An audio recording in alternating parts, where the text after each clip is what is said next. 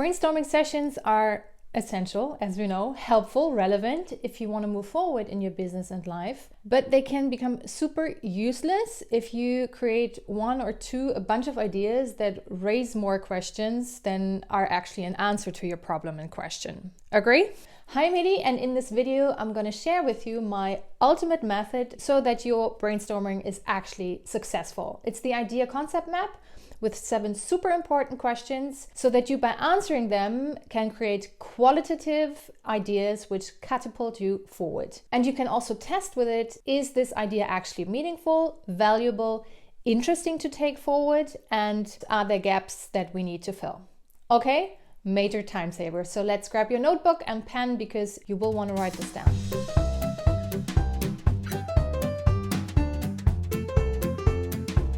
The first question you want to answer if you have an idea that you like but which is totally meta, blurry, not much meat around it. What is the name of the idea? I'll give you an example to add more clarity. So I'm running an online academy for moms who want to use their change process to their advantage. And the name is the Innovation Mom Academy.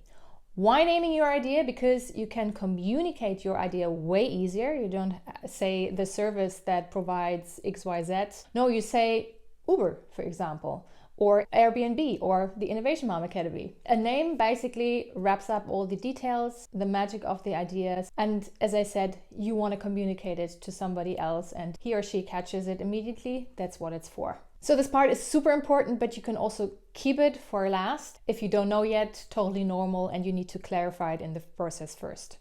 Completely fine. Moving on, second question is, what problems is this idea solving?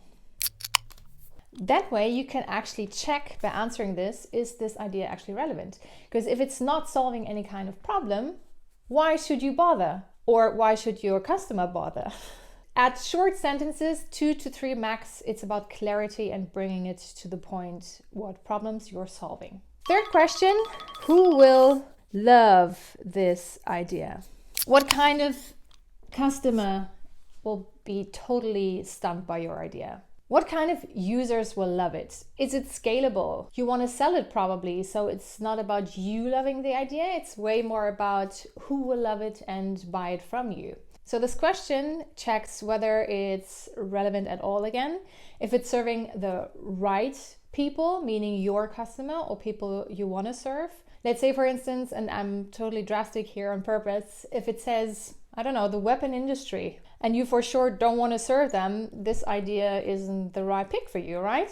So this part is super relevant in checking, is this my user group, or are there even other groups that I can serve with this idea and scale?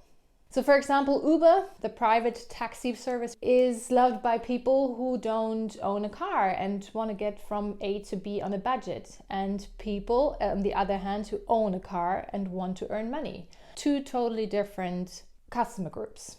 So number 4, your idea. How does it feel to use the idea? Use 3 adjectives to describe it. Now you want to dig deep into your user's experience here, based on assumptions, of course. You want to test it later and see, is this idea really pleasant? Is it mind-blowing? Whatever you have intended with it. So the Innovation Mom Academy feels, for example, I hope, I've heard, for moms empowering, creative, and inspiring. Again, really check your idea on a heart level and put yourself into the shoes of your users. Now we get into how the idea works, number 5.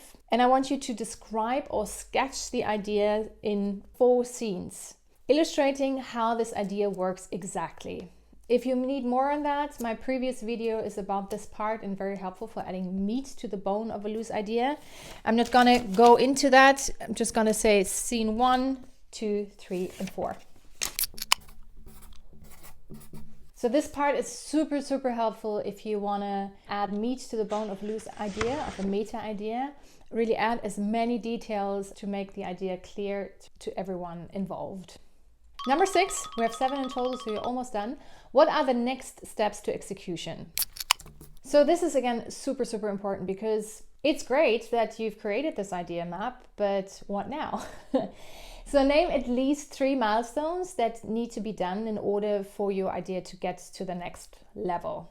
And then the big finale, number 7, so important if you're in a team. Which team member is doing what in the execution process? Often we're like, oh great, made a plan, let's go. But then what? So who takes responsibility? Write it down. Who is responsible for what exactly? And then get to work. Awesome, you've made it. 7 questions for your loose idea to become more meaty, relevant, and able to reach the execution state.